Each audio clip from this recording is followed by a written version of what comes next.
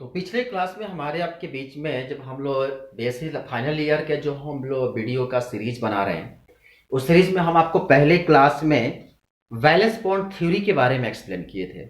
और वहां पर आपको वैलेंस बॉन्ड थ्योरी के बारे में हमने बताया कि किस तरह से कम्प्लेक्स जो होते हैं वह अपने हाइब्रिडाइजेशन का निर्माण करते हैं, उनकी ज्योमेट्री कैसी होती है। तो इसके पिछले लेक्चर में जो हम लोग शायद लेक्चर नंबर 2 था, उसमें हम लोग सीखे थे वैलेंस बॉन्ड थ्योरी का कंसेप्ट क्या होता है, किस बेसिस पर काम करता है, उसका मेन फंडामेंटल थ्योरी क्या होता है, उसके बारे में वहां पर हम लोग सीखे थे। तो जब हम लोग उसमें सीखे थे कि लास्ट एग्जांपल में जहां पर हमने कहा था कि जो डी ऑर्बिटल जो होता है उसके साथ जो लिगेंड्स जुड़े रहते हैं मेटल आयन के साथ, वो लिगेंड्स जो होते हैं वो दो तरह से अटैच्ड होते हैं। एक जो लिगेंड्स का लोन पेयर होता है वह या तो मेटल एटम का इनर डी ऑर्बिटल पार्टिसिपेट करता है या तो आउटर डी ऑर्बिटल पार्टिसिपेट करता है। कब होता है लो स्पिन कॉम्प्लेक्स, कब होता है हाई स्पिन कॉम्प्लेक्स। इसी का यूज क्रिस्टल फील्ड थ्योरी में, जहां पर हम लोग हाई स्पिन कॉम्प्लेक्स पढ़ते हैं, लो स्पिन कॉम्प्लेक्स पढ़ते हैं, वहीं पर जहां हम लोग हाई स्पिन कॉम्प्लेक्स यहां पर पढ़ते हैं, वहीं पर आगे चलकर जब हम क्रिस्टल फील्ड थ्योरी पढ़ेंगे तो वहां कहेंगे कि जो बीवीटी में हाई स्पिन कॉम्प्लेक्स कहते हैं उसी को क्रिस्टल फील्ड थ्योरी में वीक फील्ड कॉम्प्लेक्स का नाम से जानेंगे। वो क्रिस्टल फील्ड थ्योरी जब हम पढ़ाएंगे तो उसमें आपको अच्छे तरीके से एक्सप्लेन कर देंगे। तो यहां पे जो हाई स्पिन और लो स्पिन कॉम्प्लेक्स का क्या कंसेप्ट होता है, किस बेसिस पर ये कंसेप्ट का फॉर्मेशन होता है, आज उसकी हम लोग चर्चा करेंगे। तो इसमें हम जो पिछले क्लास में जब हम आपको एग्जांपल बता रहे थे तो वहां हमने सिखाया था कि जो कॉम्प्लेक्स का फॉर्मेशन हमने कराया, वहां पे जो हाइब्रिडाइजेशन बनाए थे वो हाइब्रिडाइजेशन था वो D2sp3 का था। हमने पहले ही कहा था कि जो कॉम्प्लेक्स अगर जिसका कोऑर्डिनेशन नंबर अगर 6 है तो वह कॉम्प्लेक्स हमेशा ऑक्टाहेड्रल होगा। फिर हमने कहा कि ऑक्टाहेड्रल के दो पार्ट्स होते हैं, एक होता है आउटर ऑर्बिटल ऑक्टाहेड्रल और दूसरा होता है इनर ऑर्बिटल ऑक्टाहेड्रल। तो हमने इनर ऑर्बिटल ऑक्टाहेड्रल क्या होता है इसके बारे में हम प्रीवियस लेक्चर में कंप्लीट कर चुके हैं। जिसका अगर जो नहीं देखे होंगे तो इसमें डिस्क्रिप्शन दिए गए हैं या प्लेलिस्ट दिए गए हैं, आप उसमें जाकर आसानी से देख सकते हैं। ठीक है, आज हम इसके सेकेंड पार्ट को अगर हम दूसरा एग्जांपल दें, मान लीजिए कि हमारे पास अगर एक छोटा सा कॉम्प्लेक्स, कई बार बच्चों को हम इसलिए इस कंपाउंड को ले रहे हैं कि कई बार इस कंपाउंड में बच्चों को कंफ्यूजन होता है। मान लीजिए कि हमारे पास है कोबाल्ट F, कोबाल्ट फेरस 6 3-, ये हमारे पास एक कॉम्प्लेक्स है। सबसे पहली बात कि बच्चे कंफ्यूज कर जाते हैं कि यहां पर 3- है, क्योंकि अक्सर ये पढ़ाया जाता है कि जो यहां पर माइनस चार्ज होता है वह इस कंपाउंड का कोऑर्डिनेशन नंबर होता है। हमेशा आप कंसेप्ट यही याद रखते हैं। तो ये ध्यान रखेंगे, ये जरूरी नहीं है कि जो यहां पे इस पर चार्ज दिया गया है वो इस एलिमेंट्स का कोऑर्डिनेशन नंबर है। ये बिल्कुल कहीं भी जरूरी नहीं है, कहीं नहीं लिखा रहता है ये कि जो यहां पे चार्ज होगा यहां पर उसका कोऑर्डिनेशन नंबर, उस एलिमेंट का कोऑर्डिनेशन नंबर, मतलब आपके अकॉर्डिंग कोऑर्डिनेशन नंबर जो होगा कोबाल्ट का वह -3, ऐसा कभी नहीं होता है। इसे आप दिमाग से बिल्कुल निकाल दीजिएगा, क्योंकि कई बार बच्चे कंफ्यूज करते हैं। तो ऐसे स्थिति में जब -3 होगा तो जाहिर सी बात है कि इस ऑर्बिटल में इलेक्ट्रॉन क्या करेंगे, अब भरेंगे। मतलब कि जो हमारे पास जो ऑर्बिटल, मान लीजिए कि इसके आउटर यहां डी ऑर्बिटल है, या मान लीजिए कि हमारे पास चूंकि कोबाल्ट है, इसका एटॉमिक नंबर जो हमारे पास होता है वो कितना होता है 27। जब 27 होगा तो इसका लास्ट का होगा 3d7 और 4s2। तो यहां पर 1 2 3 4 5 6 और 7। तो ऐसा कभी नहीं कि कोबाल्ट जो है 27 पर ही हो गया ये इलेक्ट्रॉन और कोबाल्ट -1, क्योंकि आप कहेंगे एटॉमिक नंबर यहां पर माइनस चार्ज दे दिया गया तो कोऑर्डिनेशन नंबर -3 मान लें, तो यहां पर इलेक्ट्रॉन क्या कर दें, इलेक्ट्रॉन को यहां पे जो 5 इलेक्ट्रॉन 7 इलेक्ट्रॉन था यहां पर 1 इलेक्ट्रॉन बढ़ा दे। ऐसा आप कभी मत करिएगा, ठीक है। ये माइनस चार्ज का मतलब ये नहीं है कि इसका कोऑर्डिनेशन नंबर है, ये माइनस चार्ज का मतलब ये है कि यहां पे इसके साथ में कोई ऐसा एलिमेंट था जो नेचर में, जो एक ऐसा एलिमेंट जो लिगेंड्स के रूप में, सेकेंडरी लिगेंड्स के रूप में था, जो उसका नेचर जो था पॉजिटिव था। उसका नेचर कैसा था, पॉजिटिव था। वो वहां से चला गया, तब हम इसको आयनिक रूप में इसको लिखें। आप इसे कभी मत कहना कि इसका चार्ज होगा वो माइनस चार्ज होगा, इसका कोऑर्डिनेशन, इसका ऑक्सीडेशन नंबर जो है वो -3 है, भूल कभी मत कहना। मतलब ये कहीं से भी मत कहना है कि यहाँ पे 3 इलेक्ट्रॉन है तो सर एक इलेक्ट्रॉन यहां लगा दिए और कोबाल्ट 2 माइनस पर यहां पर ऑर्बिटल को बैठा दे और ये 5 इलेक्ट्रॉन यहां बैठा दे, छठा ये, सातवां ये, आठवां ये, नौवां इलेक्ट्रॉन यहां भर दें और कोबाल्ट 3 माइनस पे यहां पर इलेक्ट्रॉन बैठा दे और इसके बाद सब में भर दें, मतलब यहां पे पूरा इलेक्ट्रॉन भर गया। ऐसा कभी नहीं करना, ऐसा कभी नहीं होता है, ठीक है। तो ऐसी स्थिति में कई बार हमने जब पहली बार इसको पढ़ाया था, हमने खुद पढ़ाया जब क्लासेस में, तो हमने वहां दिखाया, हमने पहले नहीं बताया कैसा होता है, हमने खुद किया, कहा कि ले देखो ऐसे होता है। पर ऐसा कंसेप्ट को दिमाग में मत रखना, हमेशा याद रखना कि जो कोबाल्ट है वह हमेशा +3 या +2 ऑक्सीडेशन, जो इसका ऑक्सीडेशन नंबर होगा वह हमेशा प्लस में होगा। इस कोबाल्ट का ऑक्सीडेशन नंबर हमेशा प्लस में होता है, कभी भी डी ब्लॉक का किसी भी एलिमेंट्स का कोऑर्डिनेशन नंबर कभी निगेटिव नहीं होता है। इसे दिमाग में बिल्कुल बैठा लो, कहीं लिख के रख लो कि डी ब्लॉक का कोई भी एलिमेंट्स होगा उसका कोऑर्डिनेशन नंबर कभी निगेटिव नहीं होगा। सॉरी, डी ब्लॉक का कोऑर्डिनेशन नंबर नहीं बल्कि ऑक्सीडेशन नंबर, डी ब्लॉक का कोई भी एलिमेंट्स हो उसका ऑक्सीडेशन नंबर कभी निगेटिव नहीं हो सकता है। मैक्सिमम, बहुत रियर केस में, हम तो अभी तक नहीं देखे, अगर कोई एक्सेप्शन मिल गया तो अच्छी बात है, लेकिन आप हमेशा याद रखो यहां पे जो चार्ज है ये इसका कोऑर्डिनेशन, इसका ऑक्सीडेशन नंबर नहीं है, इसका ऑक्सीडेशन नंबर, ये चार्ज के साथ पर नहीं कहना कि कोबाल्ट जो होता है -3 पर काम करता है। इसका मतलब यह है कि यहां पे कोई ऐसा एलिमेंट था जहां पे इधर या इधर, तो खासकर इधर ही इलेक्ट्रोपॉजिटिव एलिमेंट जुड़ते हैं, कोई ऐसा एलिमेंट था जहां पे जो चला गया तो इसके ऊपर चार्ज आ गया। मतलब अगर K3, मान लीजिए K3Na3COFe6 अगर हमारे पास कोई कंपाउंड हो, ठीक है, पोटेशियम हेक्साफ्लोरो कोबाल्टेट। अब यहां पे जो हमारे पास अगर ये एलिमेंट्स, अगर एक कंपाउंड अगर दो भाग में टूटेगा तो क्या बनेगा, 3K+ और COF6 3-, ये है एलिमेंट। मतलब कभी ऐसा नहीं कि यहां पर इसका ऑक्सीडेशन नंबर -3 कर देते हैं, ऑक्सीडेशन नंबर इसका -3 हो गया, जी नहीं, यहां पे तब होता जब यहां पर न्यूट्रल लिगेंड्स होता।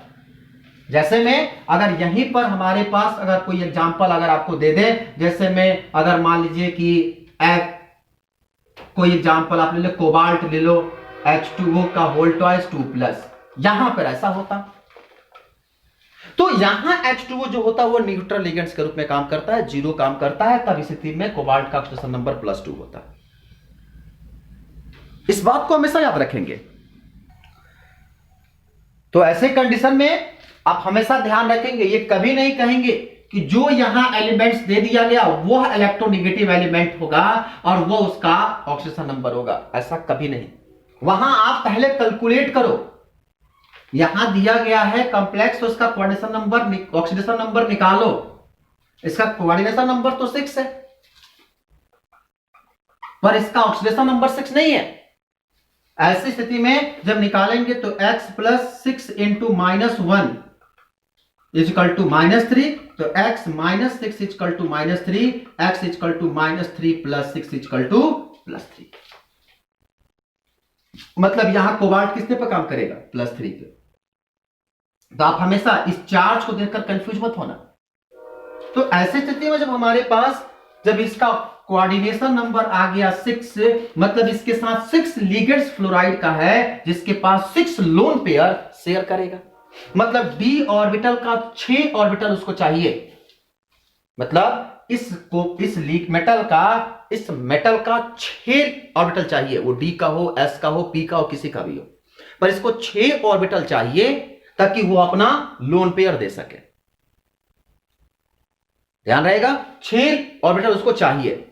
कब, जब इसका जो सेंट्रल मेटल है, सेंट्रल मेटल का जो इलेक्ट्रॉन होगा लास्ट में, जो 3 इलेक्ट्रॉन निकालने के बाद, उसे भर देने के बाद उसके बाद इसको 6 ऑर्बिटल चाहिए ताकि अपना लोन पेयर भर सके।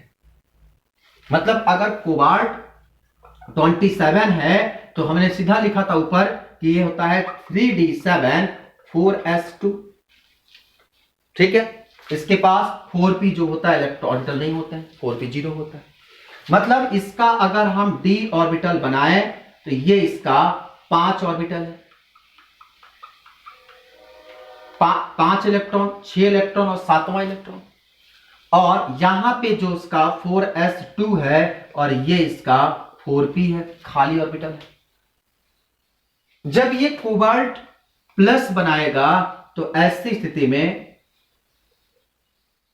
इसके इस ऑर्बिटल पे तो कोई इफेक्ट नहीं पड़ेगा, मतलब यहां से इसका एक इलेक्ट्रॉन निकलेगा, मतलब यहां से एक इलेक्ट्रॉन निकला, कोबाल्ट प्लस बना।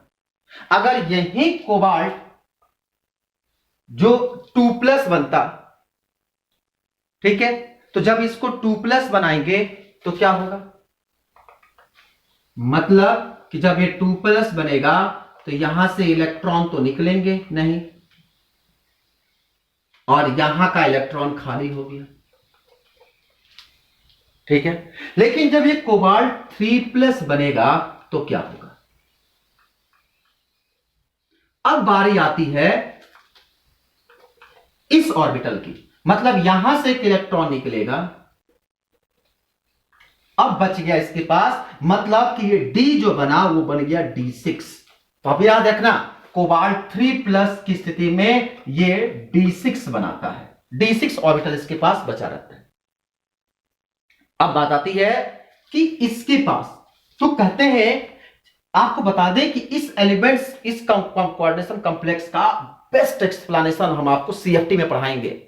बहुत इंटरेस्टेड उसकी स्टोरी वहां पर है कि यहीं पर अगर NH3 हो जाता, CONH3 का होल 6 3+ होता या COF6 3-, उसमें क्वेश्चन पूछा जाता है, बहुत अच्छी क्वेश्चन वहां से बनाई थी क्रिस्टल फील्ड थ्योरी में।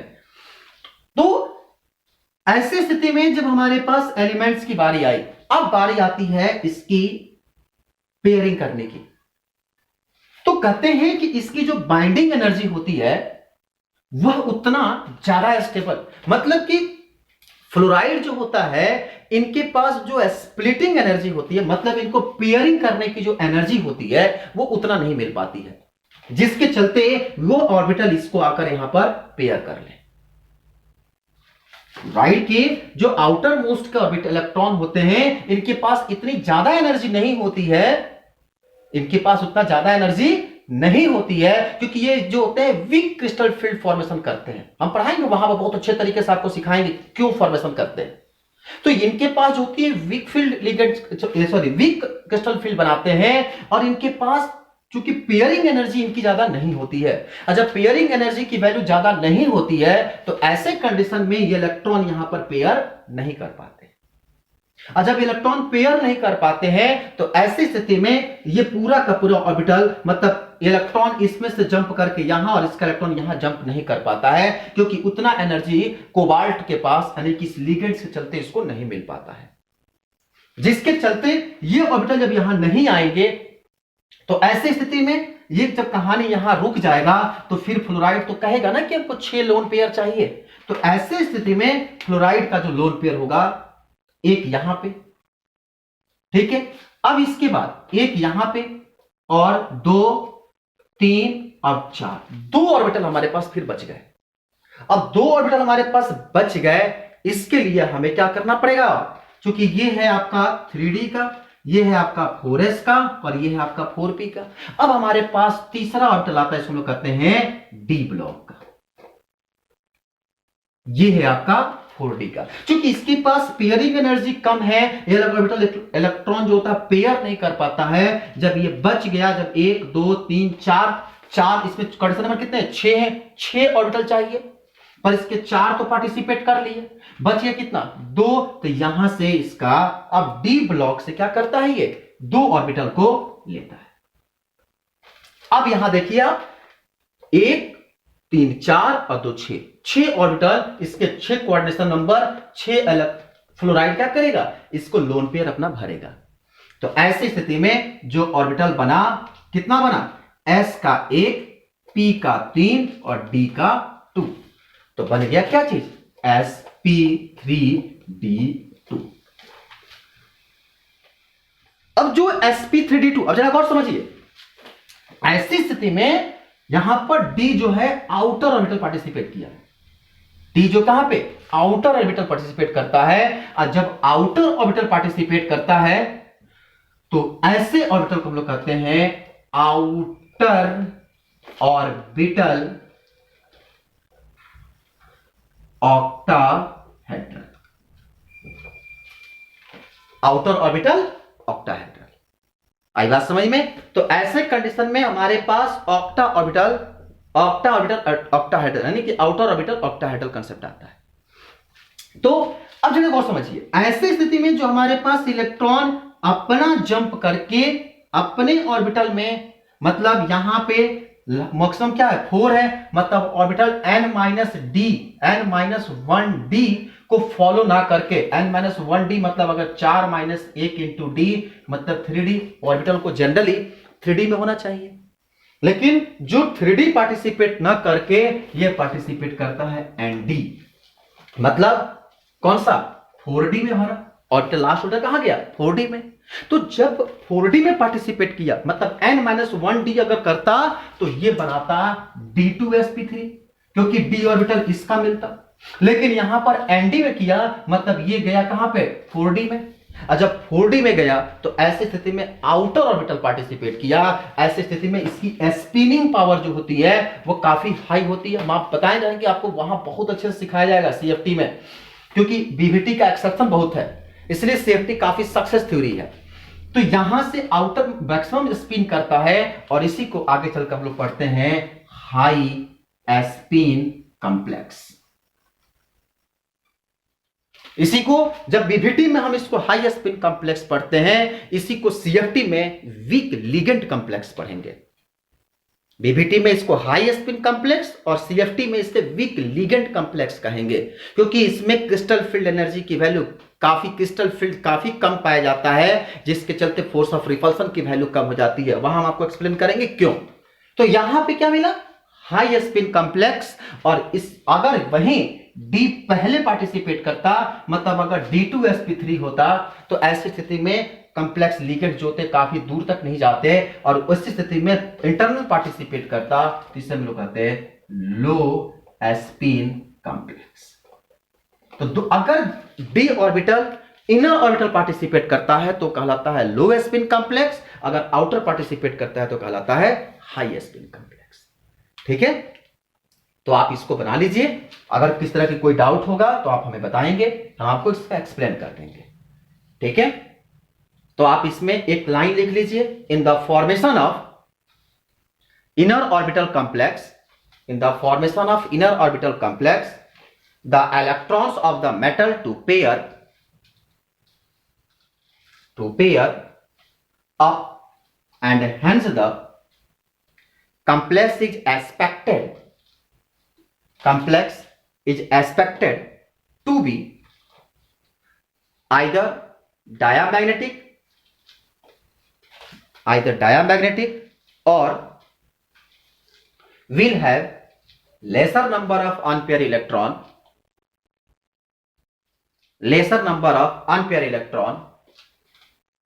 Such complex is called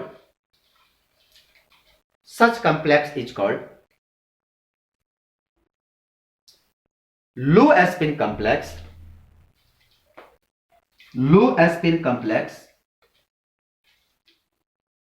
and other hand the outer orbital complex is expected to have a large number of unpaired electron. Such complex is called high spin complex.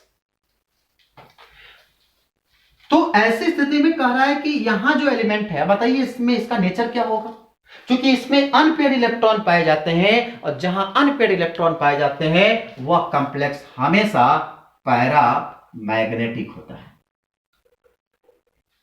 ठीक है, तो आपको ये मिल गया, आपको इस तरह का एग्जाम्पल। आप इसे जब भी घर पे बैठिएगा, घर पे बैठकर आप एक कॉम्प्लेक्स हम दे देते हैं CN6 का होल 6 3 माइनस। इसको आप इसका कोऑर्डिनेशन, इसका आप ज्योमेट्री निकालकर अगर आप निकालिएगा तो हमारे डिस्क्रिप्शन में आप जरूर जवाब दीजिएगा कि आपने इसका क्या निकाला है, D2sp3 है कि sp3d2 है। ठीक है, अब आइए इसके बाद अगर हम नए कॉम्प्लेक्स को देखें, अब हम एक नया कॉम्प्लेक्स आपको देते हैं जहां FeH2O का होल 6 है। अब देखिए यहां +3 है, ये H2O जो होता है वो न्यूट्रल लिगेंड्स होता है। अब यहां पर आप इसका कह सकते हैं कि इसका ऑक्सीडेशन नंबर +3 है। ठीक है, मतलब इसका कोऑर्डिनेशन नंबर हो गया 6, ऑक्सीडेशन नंबर हो गया +3।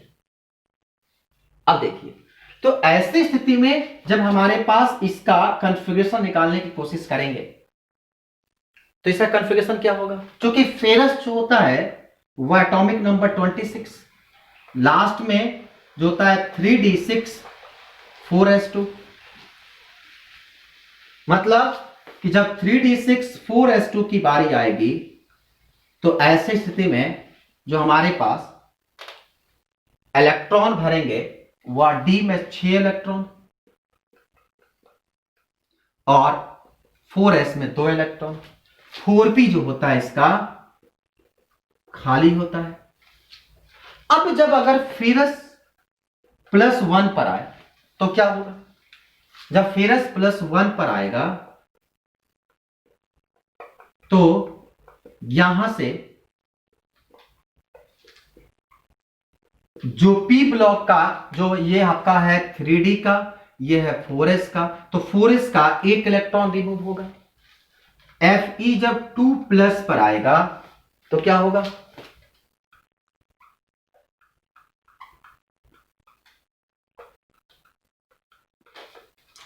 ऐसी स्थिति में यहां से जो 6 इलेक्ट्रॉन है इस पे तो कोई, यहां से ये इलेक्ट्रॉन गए। अब जब Fe3+ पर आता है, अब आप कहानी देखिए, जब Fe3+ पे आएगा तो ऐसे कंडीशन में इलेक्ट्रॉन जो होंगे ये 5 हो गए। अब यहां से कॉम्प्लेक्स बनाना है। अब बात आती है कि इलेक्ट्रॉन पेयर करेगा कि नहीं, मुद्दे की बात है। तो कहते हैं कि चूंकि d ऑर्बिटल जो है वो d5 बना लिया, और आपको भी पता है कि जब d5 बन जाता है, जब हाफ फिल्ड होता है, तो ऐसी स्थिति में इसकी स्टेबलाइजेशन एनर्जी पीक पर जाती है। क्यों, क्योंकि d5 और d10 हाफ फील्ड और फुल फील्ड में d ऑर्बिटल स्टेबिलिटी गेन किया रहता है।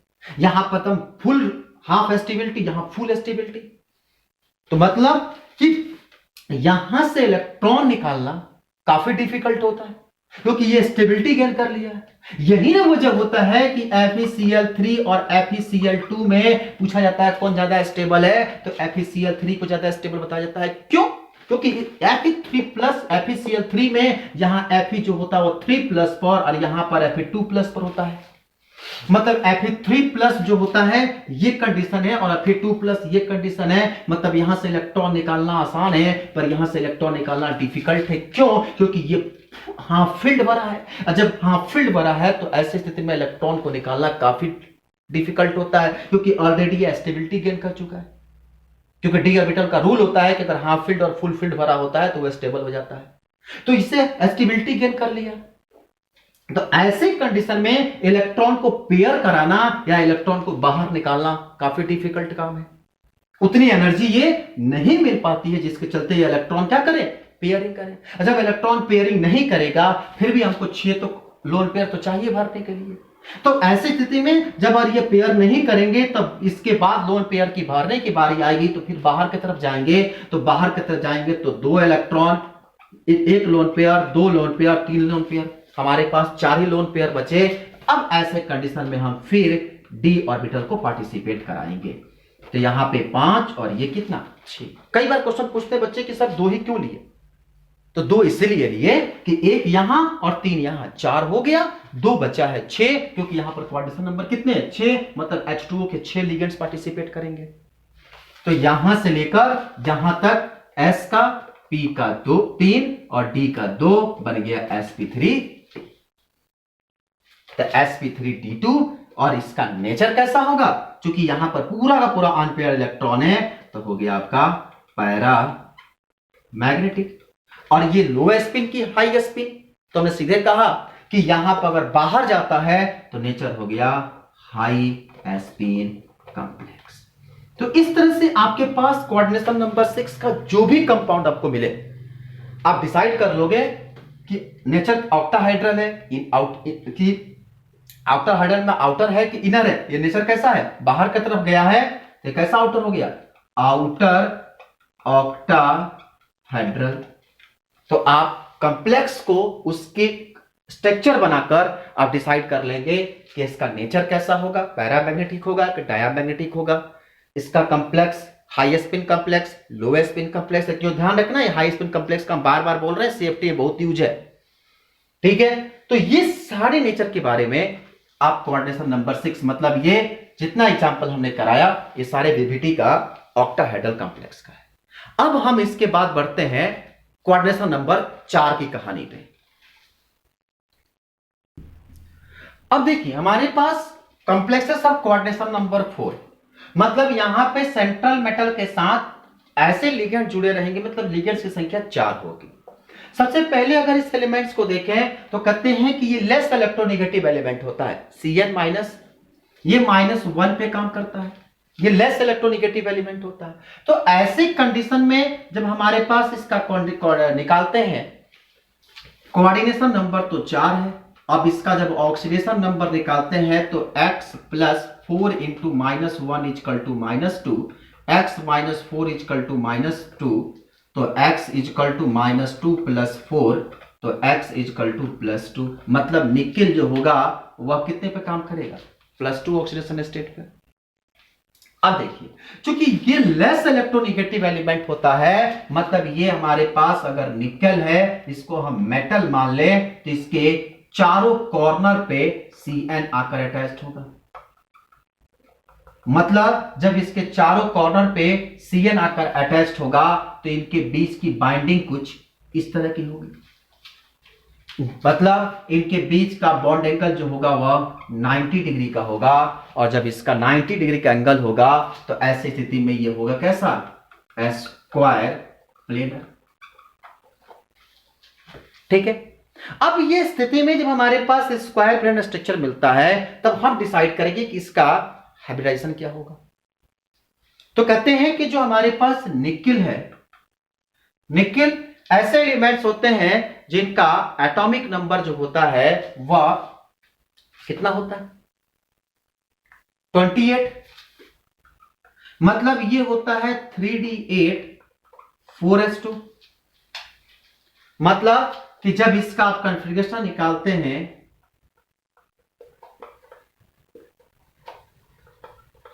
तो ऑर्बिटल जब भरेंगे तो 1 2 3 4 5 6 7 और 8, और इसके पास आया 2 इलेक्ट्रॉन।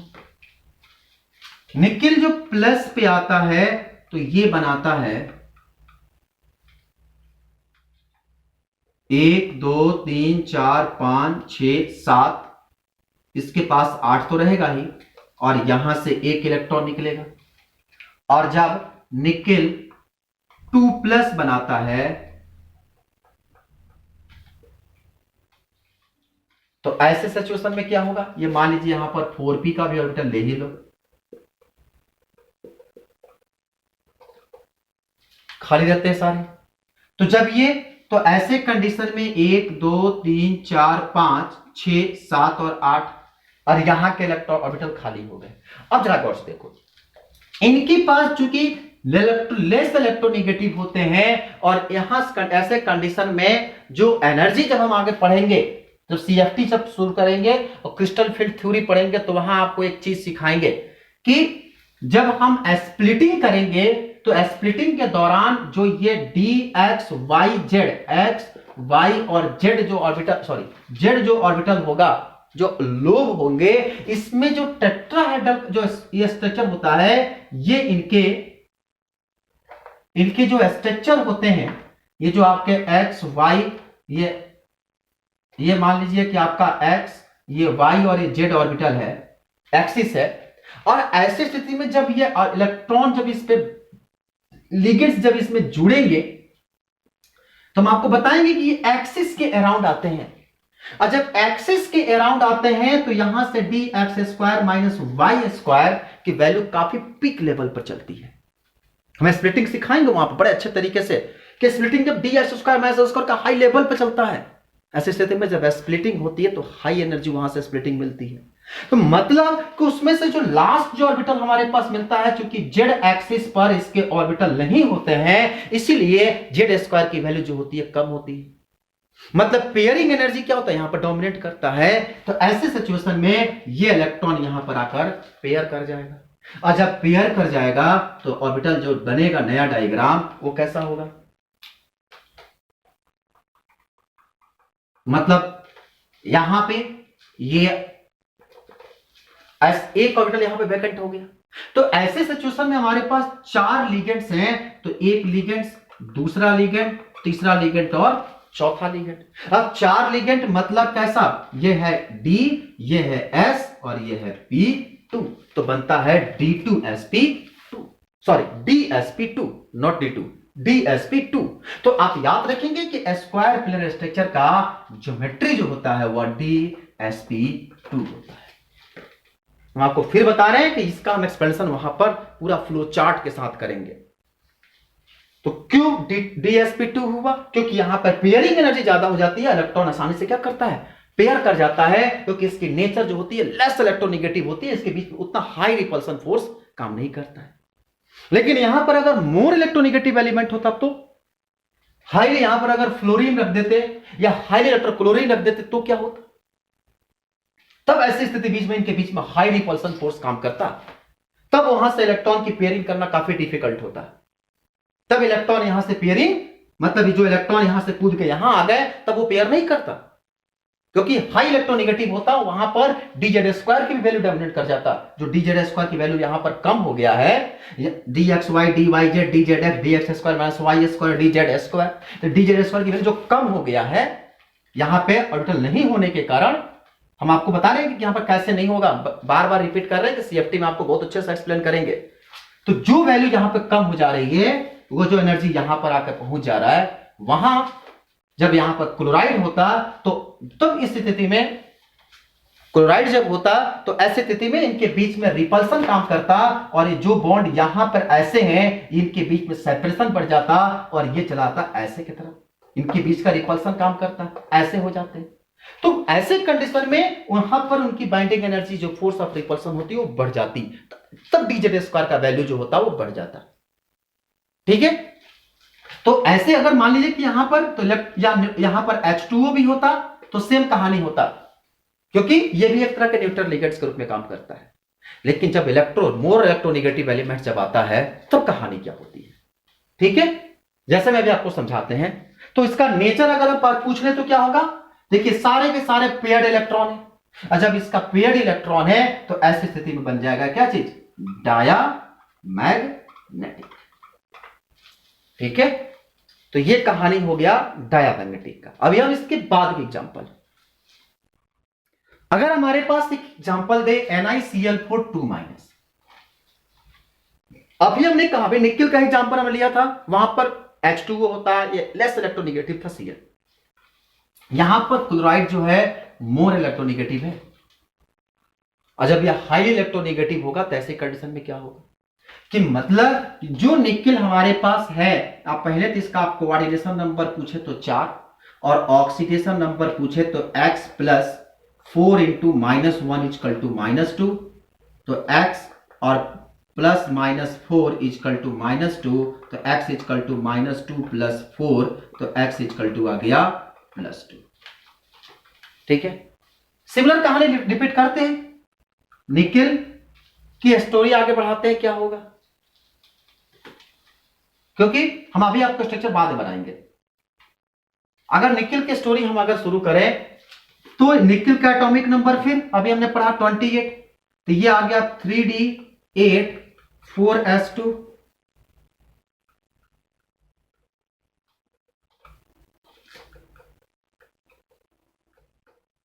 ठीक है। जब आप इलेक्ट्रॉन भरेंगे इसमें तो 1 2 3 4 5 6 7 8 और इसके पास 2 इलेक्ट्रॉन। अब जब निकिल +1 पे काम करेगा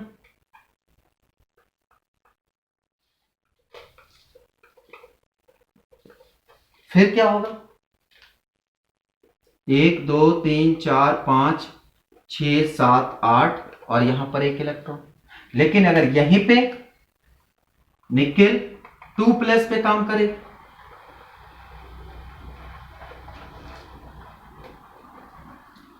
तब यहां पर क्या होता है? अब इसके बाद कहानी आती है बात।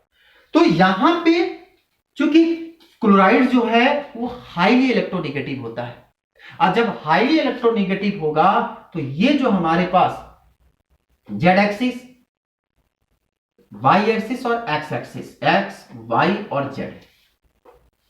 अब जब ऐसी कंडीशन में जब 4 लिगेंड्स आके बैठेंगे तो ये बनेगा dx² - y²। इसके 4 लिगेंड्स, ठीक है। अब जो एक ऑर्बिटल जो हमारे पास, अब ऐसे कंडीशन में जब ये टेट्राहेड्रल यहां पर ये लिगेंड्स 4 लिगेंड्स जब बैठेंगे और ये लिगेंड्स जो होंगे वो कैसा होगा? Electronegative element. तो ऐसे कंडीशन में इनके बीच में रिपल्सन क्रिएट होता है।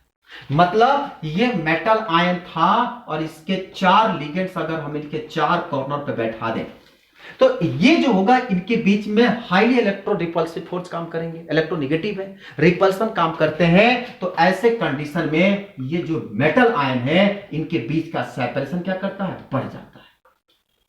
और जब सेपरेशन इनका बढ़ जाता है तो ऐसे कंडीशन में जो होते हैं इनका स्ट्रक्चर जो होता है, इनका स्ट्रक्चर का जो प्रारूप होता है वह कुछ चेंज कर जाता है। और जब चेंज कैसे करता है कि इनकी स्ट्रक्चर कुछ जो होती है कुछ इस तरह की स्ट्रक्चर बन जाती है। अच्छा गौर से देख के बताओ कि अगर जब स्ट्रक्चर कुछ ऐसे देखने को मिलता है तो इसका स्ट्रक्चर कैसा होता है? टेट्राहेड्रल। मतलब कि जब लिगेंड्स इसके पास आएगा, लिगेंड्स जब यहां रहेंगे तो इनके बीच में ऐसा रिपल्सन होगा जिसके चलते जो ये लोन पेयर है इनके इलेक्ट्रॉन पेयर और इनके लोन पेयर में उतना रिपल्सन फोर्स क्रिएट नहीं हो पाता है, जिसके चलते पर Z² यहां पे डोमिनेट कर जाता है और Z की वैल्यू क्या करती है? बढ़ जाती है। हम आपको बार बार बोल रहे हैं Z की वैल्यू क्या होती है, हम आपको बताएंगे CFT में, तो यहां जब एक्सप्लेन करेंगे तो बीबीटी छूट जाएगा। तो ऐसी स्थिति में यहां पर जेड ऑर्बिटल की भी वैल्यू जो होती है यानी कि dZ² की वैल्यू भी जो होती है थोड़ी सी इंक्रीज कर जाती है। अच्छा जब इंक्रीज कर जाती है तो ये जो dZ² का एनर्जी जब इंक्रीज करती है तो ऐसी स्थिति में इसका इलेक्ट्रॉन इसमें नहीं जा सकता है। जब इलेक्ट्रॉन का एनर्जी नहीं जाएगा तो इसमें पेयर ही नहीं होगा, क्योंकि ये तीनों ऑलरेडी पेयर है और इसके 2 ही अनपेयर है, तो यहां पर इलेक्ट्रॉन इसमें जाएगा ही नहीं। जब इलेक्ट्रॉन इसमें नहीं जाएगा तो ऐसी स्थिति में पेयरिंग नहीं होगा क्योंकि dZ² की वैल्यू ज्यादा है। और जब पेयरिंग नहीं होगा तो ऐसे कंडीशन में जो ऑर्बिटल का होगा, मतलब हमारे पास जब 4 लोन पेयर बच गए तो 1 इसका, 2 3 और 1 क्या 4। अब मजबूरी में इसमें भरेंगे, जब इसमें भरेंगे तो ये S और ये P और 3, तो आपको इसका हर्षण क्या मिलेगा? sp3। और आपको एक चीज और भी पता है कि जितने भी टेट्राहेड्रल, ये कितना है टेट्राहेड्रल, जितने भी कॉम्प्लेक्स होते हैं उनकी ज्योमेट्री हमेशा sp3 होता है, जिसका बॉन्ड एंगल 109 डिग्री 28 मिनट का होता है। तो हाईली इलेक्ट्रोनेगेटिव होगा तो पेयरिंग एनर्जी की वैल्यू जो होगी वह उतना नहीं मिलेगा जिसके चलते वो इलेक्ट्रॉन पेयर कर जाए। और अगर न्यूट्रल एलिमेंट है तो आसानी से क्या कर जाएगा? वो पेयर कर जाता है, या लेस इलेक्ट्रोनेगेटिव है तो पेयर कर जाता है, क्योंकि इनके बीच में रिपल्सन फोर्स क्या होते हैं? नहीं के बराबर होते हैं, कम होते हैं। तो ये कंसेप्ट है कि क्यों sp3 होता है और क्यों dsp2 होता है। इसमें एक और एलिमेंट कॉम्प्लेक्स है जो कभी कभी एक्सेप्शन में आता है, वो कभी कभी कई बार एक्सेप्शन पूछे जाते हैं, हम उसको बताते हैं उसमें क्या कंसेप्ट है।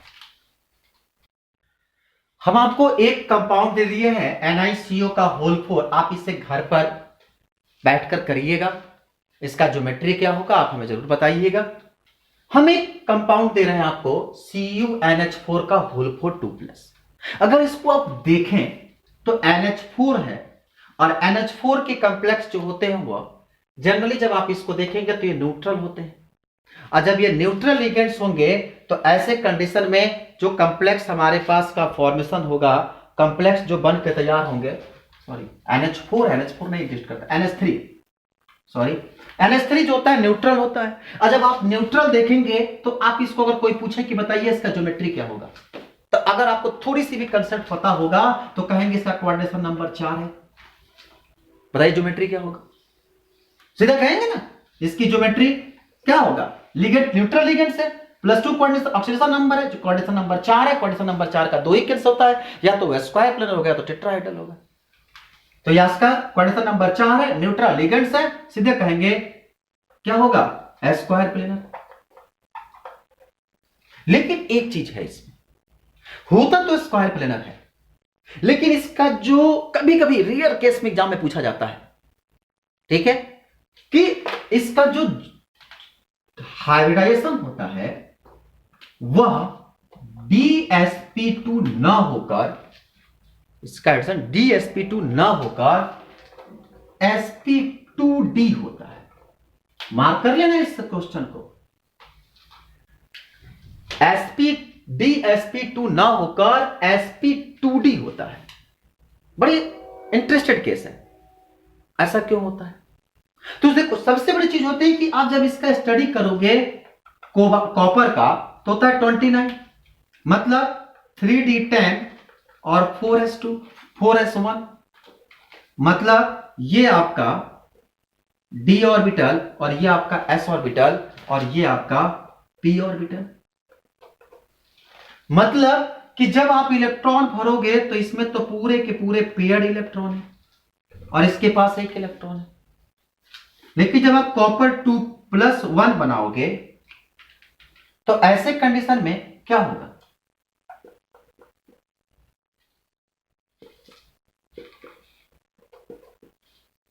इसमें जो होंगे वो पूरे के पूरे इलेक्ट्रॉन रहेंगे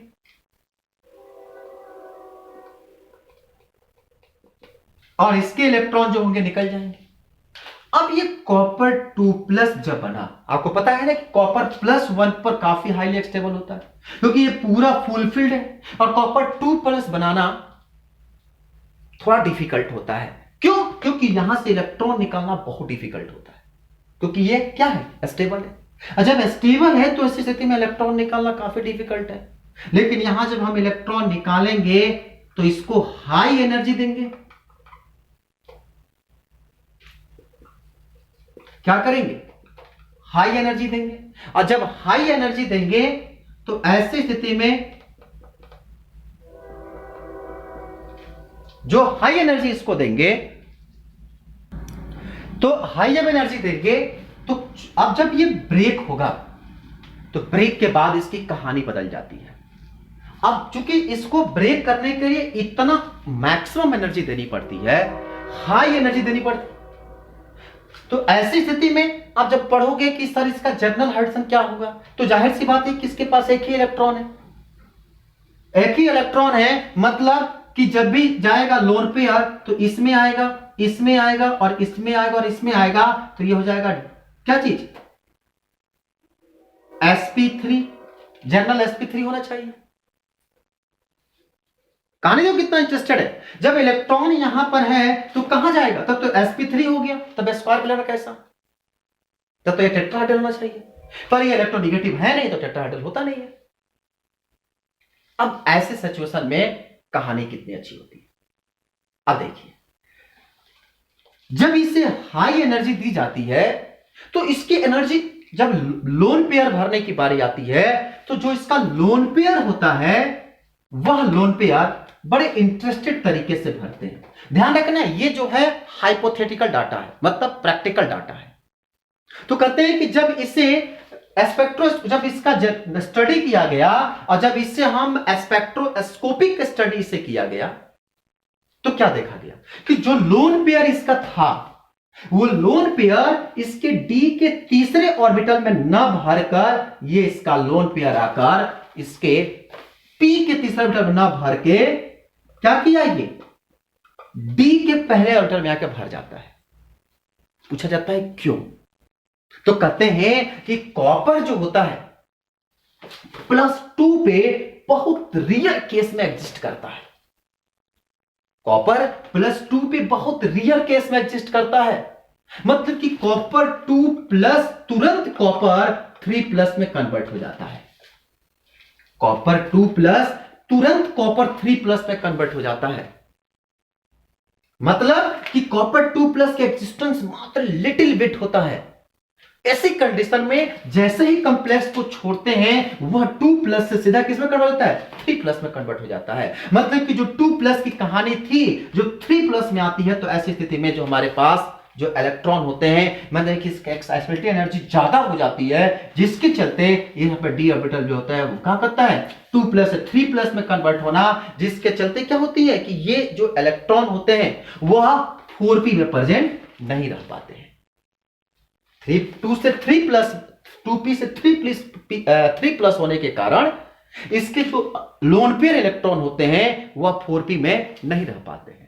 और जिसकी यही वजह है कि जब 4p में लोन पेयर नहीं बच पाते हैं तो एंट्री कर जाते हैं 4d में, जिसके चलते इसकी हड़ेसान sp2d होता है। बिल्कुल मार्क कर लेना, एक्सेप्शन है ये, बहुत इंटरेस्टेड एक्सेप्शन है कि स्क्वायर प्लेनर होने के बावजूद जब इसका डायग्राम बनाते हैं तो sp3 दिखता है, और जब इसके स्टडी करते हैं तो क्या होता है, जब हम इसको देखो कितना अच्छा कहानी है, जनरल देखते हैं तो कहते हैं स्क्वायर प्लेनर है तो होगा dsp2।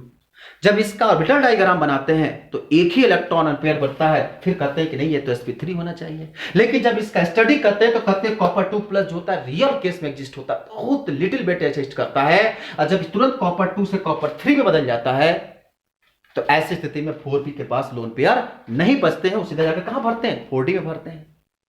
तो यहां से बन गया sp2d। तो आप एक काम करो, लिख लो, इसके बारे में लिखवा देते हैं, लिख लो, इसको डायग्राम बना के इसमें लिख लो कि the oxidation state of copper, the oxidation state of the copper in the complex ion is +2 oxidation state, is +2 oxidation state. Therefore it has 3d9 outer configuration। फिर लिखिए X ray study so that the complex is a square planar geometry, X-ray study so that the complex is a square planar geometry।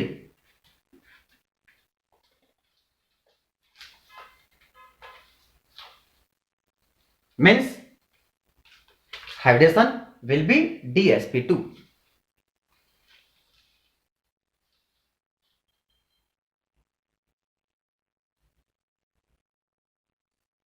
but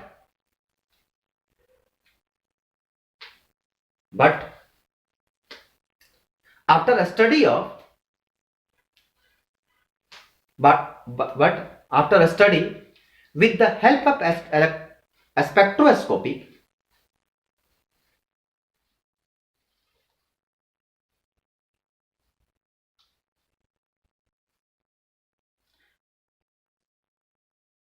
this can achieved by permuting one electron from sorry, यहां पे हमने बहुत बड़ी गलती की है, यहां पे जो है वह 3D, यहां पे ये 3D टेन होता है। क्या लिखे, one electron from one of 3D orbital into higher energy vacant 4p orbital,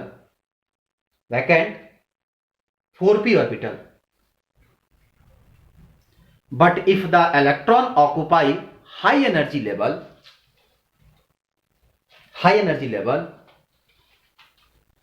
it will be easily lost. It will be easily lost.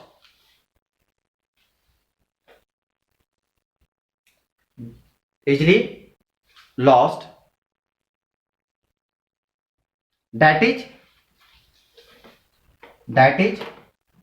copper 2 plus, या एक काम करिए इसमें लिखिए, उससे पहले लिखिए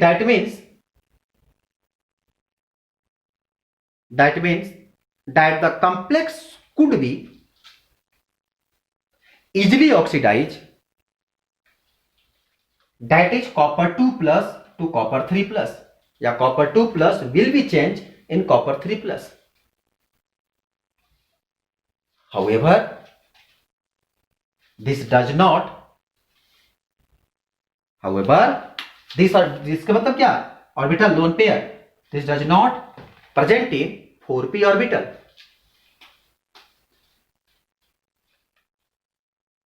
4p orbital means when it's saw with, when you study with spectroscopy,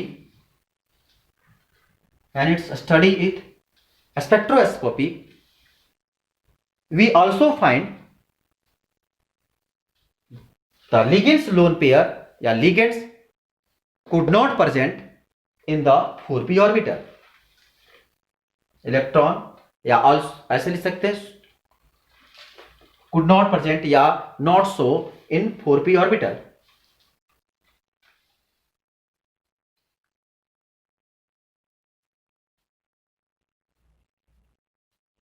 Hence,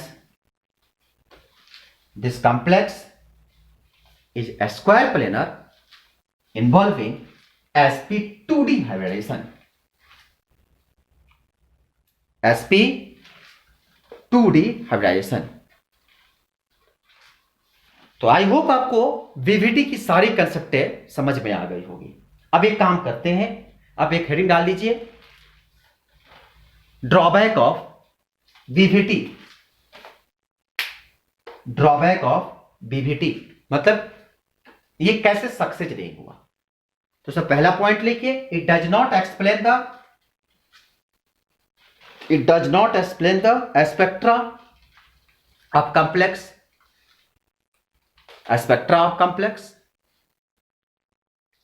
दूसरा पॉइंट लिखिए, it does not predicate the relative susceptibility of different complex. Certain complex are labile in which the displacement of ligands take place rapidly, while some are inert in which ligand displacement by another ligand is very slow. Valence bond theory does not explain this.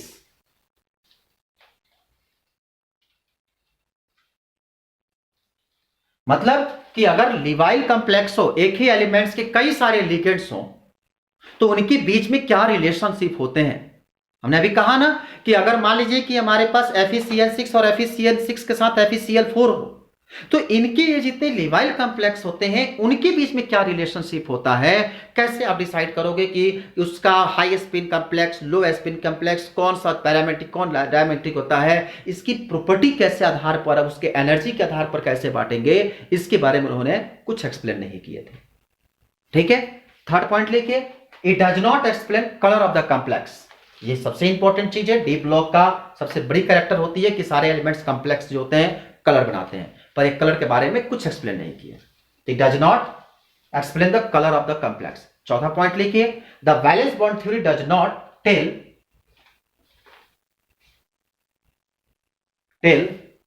Why water and halide ion commonly form high spin complex and while cyanide ion form low spin complex. पांचवा लिखिए, this theory does not explain as to why in some case inner orbital octahedral and other case outer orbital that used in hybridization उसमें आप जो octahedral mention किए हैं ना, आप उसको मेंशन ना करिएगा, inner orbital and outer orbital, क्योंकि इधर पे भी यहां पर आउटर ऑर्बिटल पार्टिसिपेट कर लेता है, तो आप इनर ऑर्बिटल आउटर ऑर्बिटल लिखिएगा इन हाइब्रिडेशन, क्यों हम आगे बताएंगे कैसे। और छठा पॉइंट में लिखिए, it is unable to predicate the relative stability